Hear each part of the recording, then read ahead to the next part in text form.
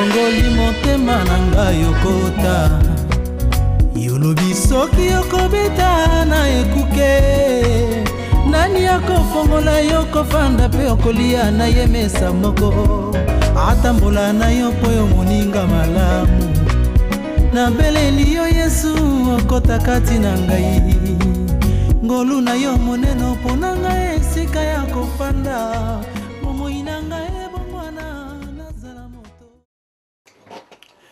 Chers amis, bonsoir, bonjour, tout dépendra de l'ère à laquelle vous allez vous retrouver devant vos petits écrans ou devant vos ordinateurs pour suivre cette émission, ces temps d'édification. J'aimerais vraiment partager avec vous, c'est la parole de Dieu, partager ensemble dans le livre des Actes des Apôtres, chapitre 16, à partir du verset 25 jusqu'au verset 29. Je lirai pour vous. La Bible dit: vers le milieu de la nuit, Paul et Silas priaient et chantaient le louange de Dieu, et les prisonniers les attendaient. Tout à coup, il se fit un grand tremblement de terre, en sorte que le fondement de la prison furent ébranlés. Au même instant, toutes les portes s'ouvrirent, et les liens de tous les prisonniers furent rompus. Le geôlier se réveilla, et lorsqu'il vit les portes de la prison ouvertes, il tira son épée et allait se tuer, pendant que les prisonniers s'étaient enfuis. Mais Paul cria d'une voix forte: ne te fais point de mal, nous sommes tous ici.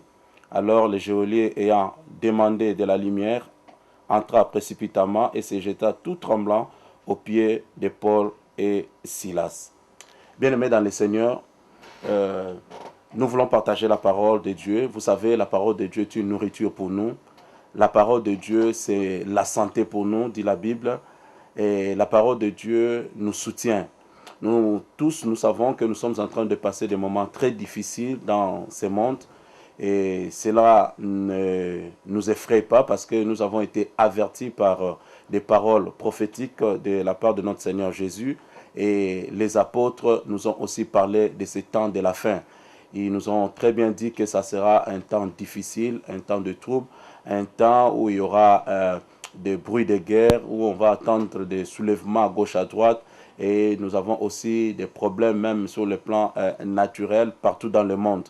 Vous savez, à aucun point du monde, même dans les pays les plus développés, on arrive à maîtriser tous les paramètres de tout ce qui se passe actuellement dans le monde.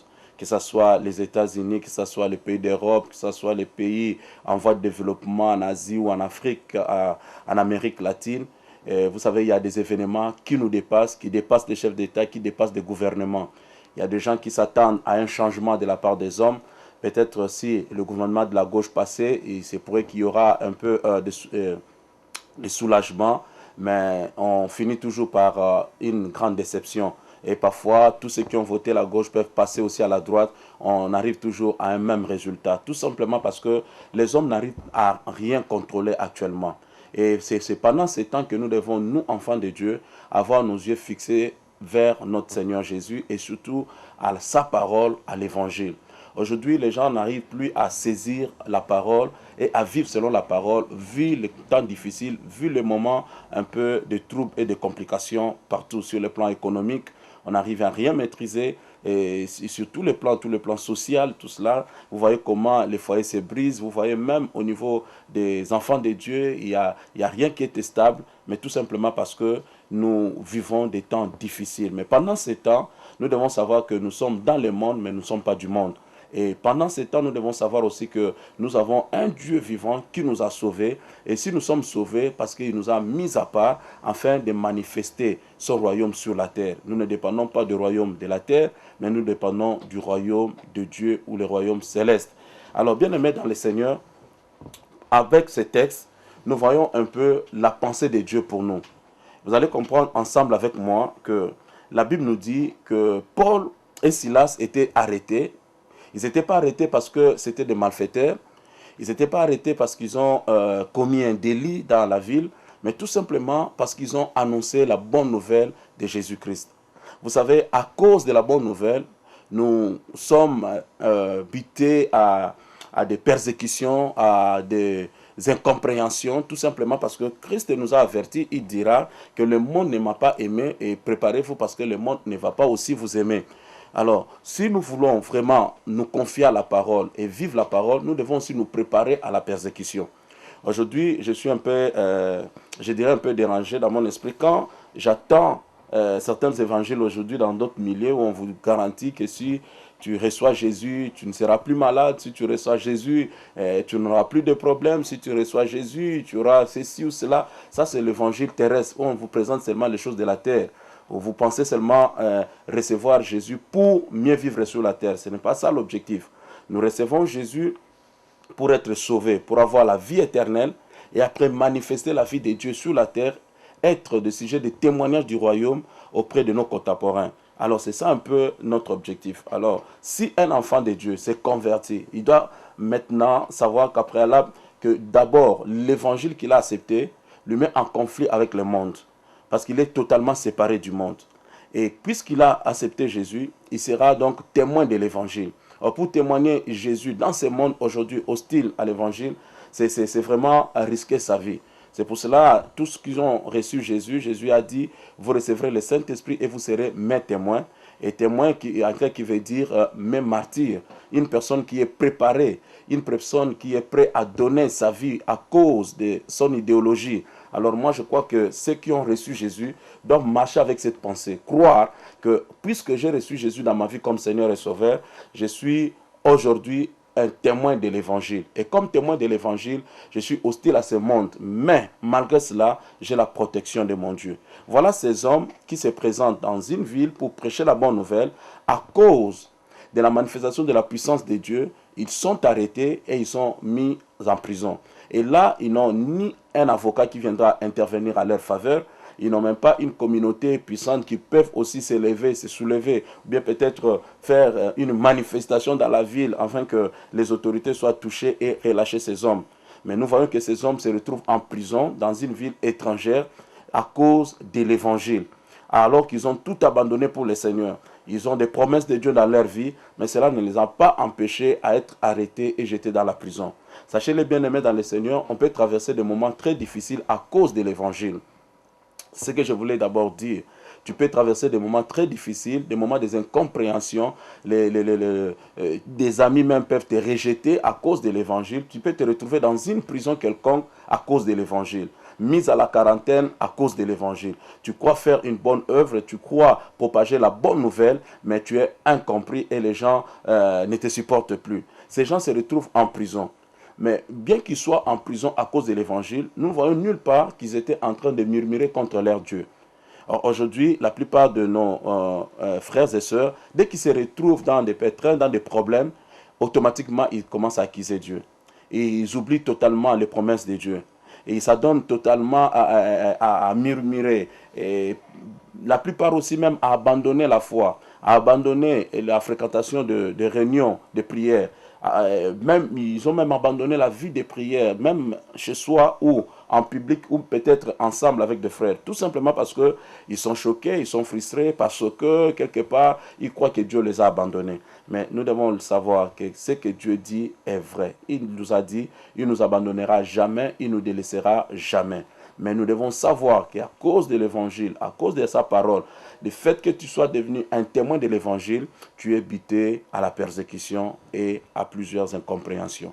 Et malgré l'arrestation, la Bible ne nous montre pas que Paul et Silas étaient en train de murmurer contre leur Dieu. Ils ont abandonné leur Dieu. Au contraire, la Bible va dire que Paul et Silas priaient.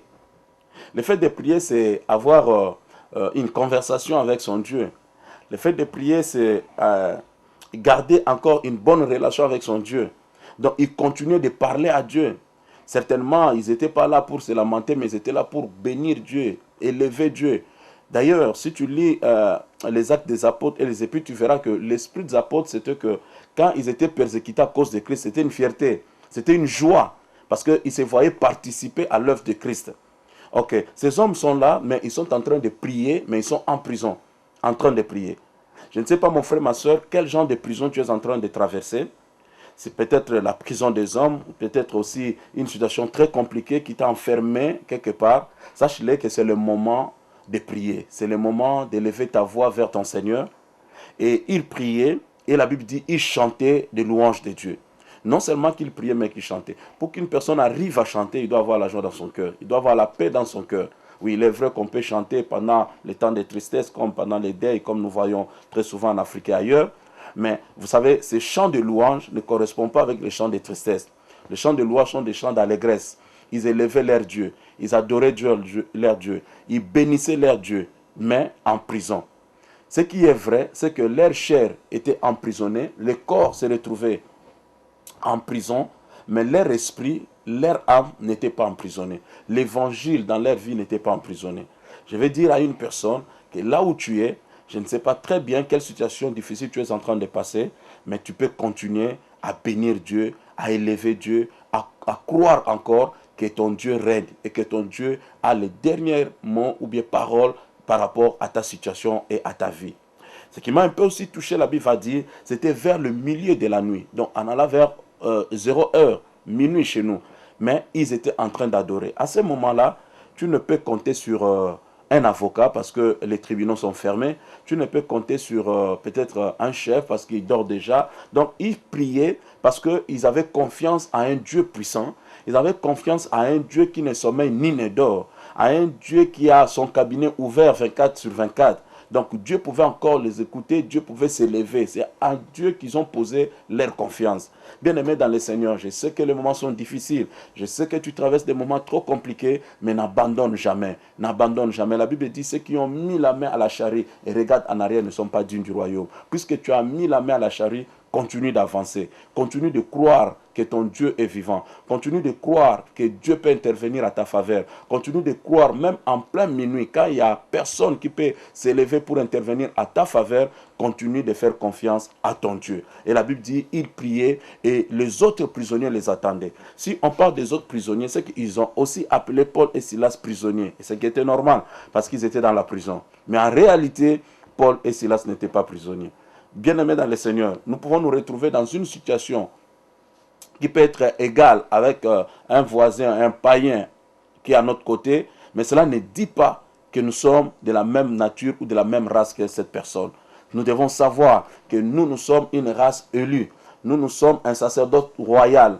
Nous croyons en Dieu, nous sommes le Fils de Dieu, nous sommes de la famille de Dieu. Nous pouvons souffrir dans la chair, mais notre nature, notre identité intérieure, spirituelle est réelle. Donc ils étaient dans la prison, mais ils continuaient de chanter des louanges à Dieu. Et la Bible dit les autres prisonniers les attendaient. Il y a des personnes qui sont tout autour de nous, qui peuvent attendre aussi nos cris de douleur, qui peuvent nous attendre en train de crier, de prier, de chanter pour Dieu, alors qu'ils connaissent nos situations, ils connaissent nos traversées difficiles. Mais cela ne peut nous empêcher à continuer à adorer Dieu. Cela ne peut nous empêcher à continuer à élever le nom du Seigneur. Une personne peut savoir que toi tu es stérile, elle aussi elle est stérile, mais bénis ton Dieu. Ce n'est pas la stérilité qui va t'empêcher de continuer à adorer Dieu. Continue de bénir Dieu. Il peut savoir que tu es en chômage, tu n'as pas de travail, continue de bénir Dieu. Il peut savoir que tu passes des moments très difficiles, continue de bénir Dieu. Parce que quand tu continues à bénir Dieu dans des moments difficiles, tu es en train de rendre témoignage que ton Dieu règne, que tu lui fais confiance. Ils étaient tous dans la prison, mais Paul et Silas ont fait une chose qui était contraire à d'autres prisonniers. Parce que dans leur intérieur, ils avaient l'amour de leur Dieu. Et qui les ont poussés à pleine minuit à élever leur voix et adorer leur Dieu. Bien-aimé, je voulais te dire, toi qui me suis en ces moments, que adore ton Dieu. Quel que soit le problème, quelle que soit la situation, élève Dieu. Même pendant la nuit, quand tout le monde n'a plus d'espérance, quand tout le monde peut dire que personne ne peut venir à mon secours, mais toi tu as un Dieu qui peut venir à ton secours. Continue de l'adorer. Et ce que j'aime de la parole, la Bible dit que tous les autres prisonniers les attendaient. Ne t'arrête pas à rendre témoignage. Continue d'élever la voix de Dieu. Continue de chanter pour Dieu. Continue d'avancer, d'aller dans des réunions de prière. Et que tes voisins le voient ou non, qui te critiquent ou non, continue de le faire. D'autres prisonniers les attendaient. Ils n'étaient pas frustrés. Ils n'étaient pas dans la honte de rendre témoignage qu'ils sont enfants de Dieu dans la prison. Parce qu'ils n'avaient pas fait quelque chose de mal pour se retrouver dans la prison. Continue de rendre témoignage de ton Dieu, continue de lever Dieu dans une situation où tu vas te retrouver même à côté des païens, des personnes qui ne connaissent pas Dieu. Parce que ce que tu fais là, tu es en train de rendre témoignage. Puisque Dieu est fidèle, bien aimé dans le Seigneur, le verset qui suit me dit, tout à coup, il se fit un grand tremblement de terre, en sorte que le fondement de la prison furent ébranlés. En chantant, ils ne savaient pas ce qui allait se passer après. Mais en faisant seulement confiance à Dieu, en adorant Dieu en plein minuit, puisque nous sommes aussi en train de traverser le temps du soir, il fait très noir actuellement sur la face de la terre, rien n'y va, mais c'est le temps d'adorer Dieu. C'est le temps d'élever Dieu. C'est le temps de continuer à faire confiance à Dieu. C'est le temps encore d'évangéliser. C'est le temps encore d'appeler d'autres personnes à connaître le Seigneur, à jouir de la bonté de Dieu.